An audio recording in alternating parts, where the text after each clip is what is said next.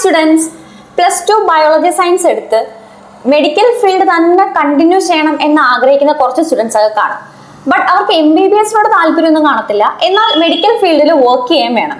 So അതിനെ പറ്റിയ കുറെ കോഴ്സൊക്കെ നോക്കി നടക്കുന്നവരായിരിക്കും. ഏത് സെലക്ട് ചെയ്യണം, ഏതെടുത്താലായിരിക്കും ഫ്യൂച്ചറിൽ സ്കോപ്പ് ഉണ്ടാവുക, ലൈഫ് സെറ്റിൽ ആക്കാൻ പറ്റുന്ന, ഇങ്ങനെ കുറേ ഡൗട്ട്സും കൺഫ്യൂസ്ഡും ഒക്കെ ആയിട്ട് നിൽക്കുന്നവരായിരിക്കും നിങ്ങൾ. ഇപ്പൊ നമ്മൾ മെയിൻലി നോക്കുന്നത് മെഡിക്കൽ ഫീൽഡ് തന്നെ പാരാമെഡിക്കൽ കോഴ്സ് അല്ലെങ്കിൽ അലൈഡ് സെക്ടേഴ്സിലെ കോഴ്സുകളൊക്കെയാണ് കൂടുതലും സ്റ്റുഡൻസ് ഇപ്പൊ ചൂസ് ചെയ്യുന്നത് തന്നെ. കാരണം അവർക്കിപ്പോൾ അറിയാം മെഡിക്കൽ ഫീൽഡ് ഈ ഒരു കോഴ്സ് ഒക്കെ എടുത്തു കഴിഞ്ഞാൽ 4 ഇയർ കോഴ്സിന് ശേഷം, അതായത് കൂടുതലും പാരാമെഡിക്കൽ കോഴ്സുകൾ 3 വർഷത്തെ കോഴ്സ് പ്ലസ് 1 ഇയർ ഇന്റേൺഷിപ്പ് കഴിഞ്ഞു കഴിഞ്ഞാൽ നേരെ തന്നെ നിങ്ങളുടെ ലൈഫ് സെറ്റിൽ ആവുകയാണ്. നിങ്ങൾക്ക് ഉടനെ തന്നെ ഒരു ജോബിലോട്ട് പ്രവേശനം നേടാനായിട്ട് സാധിക്കും. സോ അങ്ങനെയൊക്കെ ഉള്ളവർക്ക് വേണ്ടിയിട്ടുള്ള ഒരു വീഡിയോ ആണ് ഇന്നത്തേത്. അലൈഡ് ഹെൽത്ത് സെക്ടേഴ്സിൽ തന്നെ ഏറ്റവും കൂടുതൽ സ്റ്റുഡൻസും ഇന്നത്തെ കാലത്ത് ചൂസ് ചെയ്യുന്നതും നമ്മളുടെ ഇന്നത്തെ ലൈഫ് സ്റ്റൈൽ, അതായത് ഇപ്പോഴത്തെ ലൈഫ് സ്റ്റൈലിന്റെ ഭാഗമായിട്ട് ഏറ്റവും കൂടുതൽ ഇമ്പോർട്ടൻസ് ഉള്ള ഒരു കോഴ്സും കൂടാണ് ഞാൻ ഈ പറയാൻ പോകുന്ന കോഴ്സ്. നമ്മളുടെ പാരാമെഡിക്കൽ സെക്ടറിൽ തന്നെ one of the most important കോഴ്സും കൂടാണ് ഈ പറയുന്നത് BSc ഡയാലിസിസ് ടെക്നോളജി. ഈ ഒരു കോഴ്സിനെ കുറിച്ചാണ് നമ്മൾ ഇത് ഡീറ്റെയിൽ ആയിട്ട് ഡിസ്കസ് ചെയ്യുന്നത്. സോ BSc ഡയാലിസിസ് ടെക്നോളജി ഈ ഒരു കോഴ്സിനെ നമ്മൾ നോർമലി അറിയപ്പെടുന്ന ഡയാലിസിസ് ടെക്നോളജി എന്നൊക്കെ ആയിരിക്കും. ഇൻസൈഡ് കേരള നമ്മൾ ഈ ഒരു പേരിലൊക്കെയാണ് കേട്ടിട്ടുള്ളത്. ബട്ട് നമ്മൾ ഔട്ട്സൈഡ് കേരളയിലും ഒക്കെ നോക്കുകയാണെന്നുണ്ടെങ്കിൽ മെയിൻലി ഇൻസൈഡ് കേരള ആയിക്കോട്ടെ ഔട്ട്സൈഡ് കേരള ആയിക്കോട്ടെ ഇതിനെ നമ്മൾ വേറൊരു പേരിലും കൂടെ അറിയപ്പെടുന്നുണ്ട്. അതായത് റീനൽ ഡയാലിസിസ് ടെക്നോളജി എന്നും കൂടെ നമ്മൾ ഇതിനെ അറിയപ്പെടുന്നുണ്ട്. വേറൊന്നുമില്ല, നമ്മുടെ ആ ഒരു ടേം ഡിഫറൻസ് മാത്രമേ അതിനകത്ത് വരുന്നുള്ളൂ. സെയിം കോഴ്സ് തന്നെയാണ് വരുന്നത്, 2 പേരിൽ ഇതിനെ അറിയപ്പെടുന്നതേ ഉള്ളൂ. സോ ഈ ഒരു കോഴ്സിനെ സംബന്ധിച്ച് നോക്കുകയാണെന്നുണ്ടെങ്കിൽ നമ്മളുടെ ഇന്നത്തെ ന്യൂ ജനറേഷൻ ലൈഫ് സ്റ്റൈൽ, ഈ ഒരു ജീവിത രീതിയെ സംബന്ധിച്ച് നോക്കുകയാണെന്നുണ്ടെങ്കിൽ ഒട്ടനവധി തരം ജീവിതശൈലി രോഗങ്ങൾ, ലൈഫ് സ്റ്റൈൽ ഡിസീസ് ഒക്കെ നമുക്ക് ഓൾറെഡി തന്നെ വന്നുപെടാനായിട്ടുള്ള സാധ്യത ഒട്ടനവധിയാണ്. ഈ ലൈഫ് സ്റ്റൈൽ ഡിസീസ് ഒക്കെ മെയിൻ ആയിട്ട് വരുന്നത് തന്നെ നമ്മുടെ ലൈഫ് സ്റ്റൈലിന്റെ ഒരു ചേഞ്ച് മൂലവും അതുപോലെ നമ്മുടെ way of living habits, bad ഹാബിറ്റ്സിന്റെ ഒക്കെ ഒരു ആഫ്റ്റർ എഫക്റ്റ് എന്ന് നമുക്ക് ഇതിനെ പറയാനായിട്ട് സാധിക്കും. സോ ഇങ്ങനെയൊക്കെയുള്ള വരുന്ന രോഗങ്ങളാണ് cancer, diabetes, stroke, heart disease, ഇങ്ങനെയുള്ള കുറെ ഡിസീസ് ഒക്കെ നമുക്ക് ലൈഫ് സ്റ്റൈൽ ഡിസീസ് എന്നൊന്നും പറഞ്ഞ് നമുക്ക് മെയിൻലി ഇതിനെ ഒന്ന് കൺവേർട്ട് ചെയ്ത് അല്ലെങ്കിൽ ഒരു ഈ ഒരു ഫീൽഡിലോട്ട് ഇതിനെ ഒന്ന് മാറ്റാനായിട്ട് സാധിക്കും, ഇങ്ങനെയുള്ള ഡിസീസിനെയൊക്കെ. സോ ഇതൊക്കെ നമുക്ക് മെയിൻലി വരുന്ന ഈ ഒരു ലൈഫ് സ്റ്റൈലിന്റെ ഒരു നമ്മളുടെ ഒരു ജീവിത രീതിയുടെ ഒരു ഡിഫക്റ്റ് എന്ന് വേണമെങ്കിൽ തന്നെ പറയാനായിട്ട് സാധിക്കും. സോ ഇതെങ്ങനെ നമുക്ക് മാറ്റാനായിട്ട് സാധിക്കും എന്ന് വെച്ചാൽ സിമ്പിൾ ആണ്. നമ്മളുടെ ഒരു ജീവിത ശൈലി അല്ലെങ്കിൽ ജീവിത രീതി ഒന്ന് ചേഞ്ച് ചെയ്താൽ മതി. ഈ ഗുഡ് ഹാബിറ്റ്സ് ഒക്കെ ഒന്ന് ചൂസ് ചെയ്ത് നമ്മുടെ വേ ഓഫ് ലീവിങ് ഒക്കെ ഒന്ന് മാറ്റി ഹെൽത്തി ലൈഫ് ഫോളോ ചെയ്ത് കഴിഞ്ഞാൽ നമുക്ക് പലരും ഈ ഇപ്പം അനുഭവിക്കുന്ന കുറേ ലൈഫ് സ്റ്റൈൽ ഡിസീസ് ഒക്കെ ചേഞ്ച് ചെയ്യാനായിട്ട് സാധിക്കും. സോ ലൈഫ് സ്റ്റൈൽ ഡിസീസ് ഒക്കെ മെയിൻ ആയിട്ട് വന്നു കഴിഞ്ഞാലുള്ളൊരു ഡിഫക്റ്റ് എന്ന് നമുക്ക് പറയാനായിട്ട് സാധിക്കുന്നത്, ഇത് കൂടുതലും നമ്മളുടെ ഹ്യൂമൻ ബോഡിയിൽ ഓർഗൻസിനെയാണ് അഫക്റ്റ് ചെയ്യുന്നത് അല്ലേ. നമുക്ക് ഓരോ ഹ്യൂമൻ ബോഡിയിലും ഏറ്റവും ഇമ്പോർട്ടൻ്റ് ആയിട്ടുള്ള കുറെ ഓർഗൻസ് ഉണ്ട്.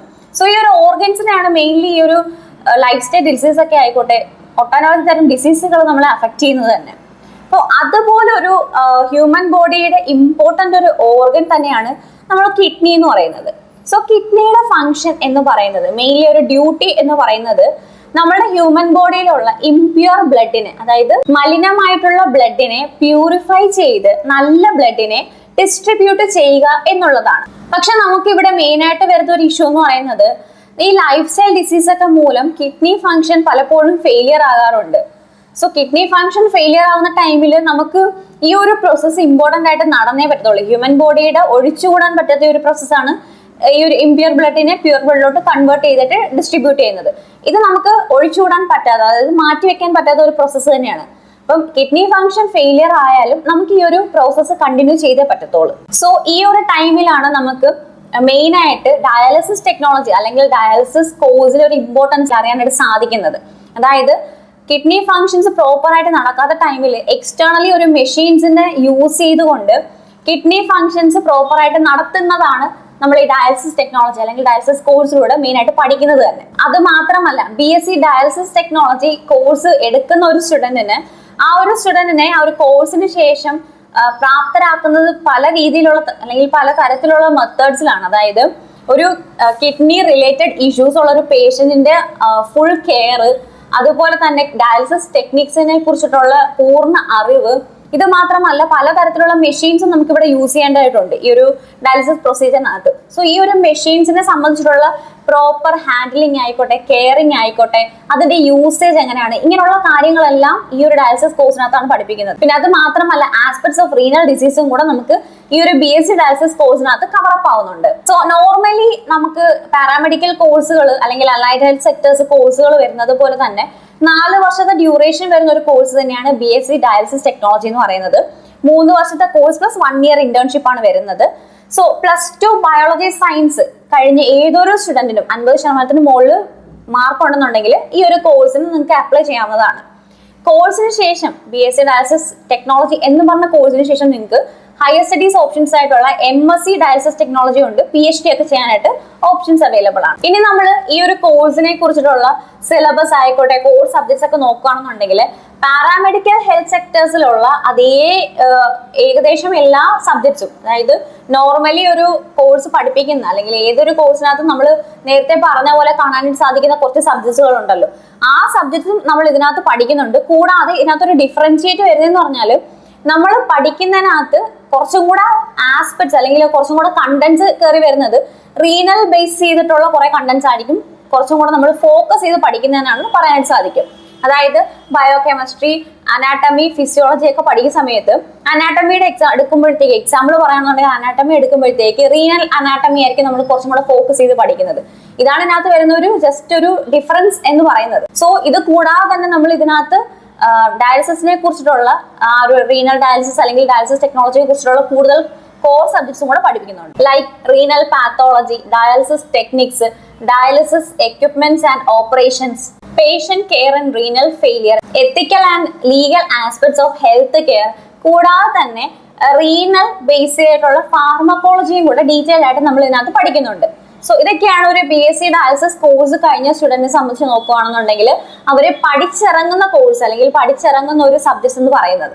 After the completion of BSc dialysis course, BSc dialysis course, dialysis technician അല്ലെങ്കിൽ ടെക്നോളജി കോഴ്സ് കഴിഞ്ഞ ഒരു സ്റ്റുഡന്റിന് dialysis centres, hospitals, community health centres, nursing home, അതുപോലെ തന്നെ നമുക്ക് പോകാനായിട്ട് അല്ലെങ്കിൽ ജോബ് സെക്യൂർ ആയിട്ടുള്ള ഫീൽഡ് എന്ന് പറയുന്നത് ലെക്ചറിങ് ഫീൽഡ് ഉണ്ട് കേട്ടോ. അതായത് എഡ്യൂക്കേഷൻ ആൻഡ് ട്രെയിനിങ് ഫീൽഡിനകത്ത് പോകാനായിട്ട് സാധിക്കും. സോ ഇത്രയും ഫീൽഡ് അല്ലെങ്കിൽ ഇത്രയും ഏരിയയിലാണ് ഡയാലിസിസ് കോഴ്സ് കഴിഞ്ഞ ഒരു സ്റ്റുഡന്റിനെ സംബന്ധിച്ച് ജോബ് സെക്യൂർ ചെയ്യാനായിട്ടുള്ള ചാൻസ് വളരെ കൂടുതൽ ഉള്ളത് എന്ന് പറയുന്നത്. ഇത് മാത്രമല്ല നമുക്ക് ഇവിടെ തന്നെ ഡയാലിസിസ് ടെക്നീഷ്യൻ ആയിട്ടും ഡയാലിസിസ് തെറാപ്പിസ്റ്റ് ആയിട്ടും clinical coordinator, medical technician, lecturer, dialysis unit manager, ഇങ്ങനെയുള്ള പോസ്റ്റുകളിലൊക്കെ നേരത്തെ പറഞ്ഞ ഫീൽഡിൽ ഏരിയാസിലൊക്കെ വർക്ക് ചെയ്യാൻ സാധിക്കും. ഇത് മാത്രമല്ല നിങ്ങൾക്ക് ഇനി ഇങ്ങനെയുള്ള ഒരു ഓപ്ഷൻസ് ഒന്നും വേണ്ട, ഇങ്ങനൊന്നും വർക്കിംഗ് ഉള്ള ഓപ്ഷൻസ് താല്പര്യമില്ലെന്നുണ്ടെങ്കിൽ കോഴ്സ് കഴിഞ്ഞ ഒരു സ്റ്റുഡന്റിനും ഓൺ ആയിട്ട് പ്രൈവറ്റ് ക്ലിനിക്സും അതുപോലെ ഡയാലിസിസ് സെന്റേഴ്സും സ്റ്റാർട്ട് ചെയ്യാനുള്ള ഓപ്ഷൻസും അവൈലബിൾ ആണ്. സോ ഇൻസൈഡ് കേരള ഈ ഒരു കോഴ്സ് നോക്കുന്ന സ്റ്റുഡൻസിനെ സംബന്ധിച്ച് വളരെ ചുരുക്കം ചില കോളേജുകളിൽ മാത്രമാണ് ഡയാലിസിസ് ടെക്നോളജി എന്നൊരു കോഴ്സ് പ്രൊവൈഡ് ചെയ്യുന്നത്. ബട്ട് ഔട്ട്സൈഡ് കേരള, അതായത് തമിഴ്നാട് ആയിക്കോട്ടെ, കർണാടക ആയിക്കോട്ടെ, കർണാടകയിൽ തന്നെ മംഗലാപുരം, ബാംഗ്ലൂർ, അങ്ങനെ ഒരുപാട് കോളേജുകളിൽ കോഴ്സ് നമുക്ക് നല്ല രീതിയിൽ അവൈലബിൾ ആയിട്ടുള്ള കോളേജുകൾ ഒരുപാട് തന്നെ ഉണ്ട് കേട്ടോ. പിന്നെ നമ്മൾ കോഴ്സ് അല്ലെങ്കിൽ കോളേജ് ചൂസ് ചെയ്യുന്ന സമയത്ത് ശ്രദ്ധിക്കേണ്ട കാര്യം എന്ന് പറയുമ്പോഴത്തേക്ക് ഓൺ ഹോസ്പിറ്റൽ ഫെസിലിറ്റീസ് ഉള്ള കോളേജുകളും അതുപോലെ തന്നെ നല്ല ഫാക്കൽറ്റീസും അതുപോലെ ഇൻഫ്രാസ്ട്രക്ചറും ഒക്കെ ഉള്ള കോളേജുകൾ മാത്രം ചൂസ് ചെയ്യാനായിട്ട് ശ്രദ്ധിക്കുക. സോ BSc ഡയാലിസിസ് ടെക്നോളജിയെ കുറിച്ച് കൂടുതൽ ഡീറ്റെയിൽസും എന്തെങ്കിലും ഡൗട്ട്സ് ഒക്കെ നിങ്ങൾക്ക് ഉണ്ട്, അതൊക്കെ ക്ലാരിഫൈ ചെയ്യണം എന്നുണ്ടെങ്കിൽ ഉടനെ തന്നെ സ്ക്രീനിൽ കാണുന്ന നമ്പറിൽ കോൺടാക്ട് ചെയ്യുക.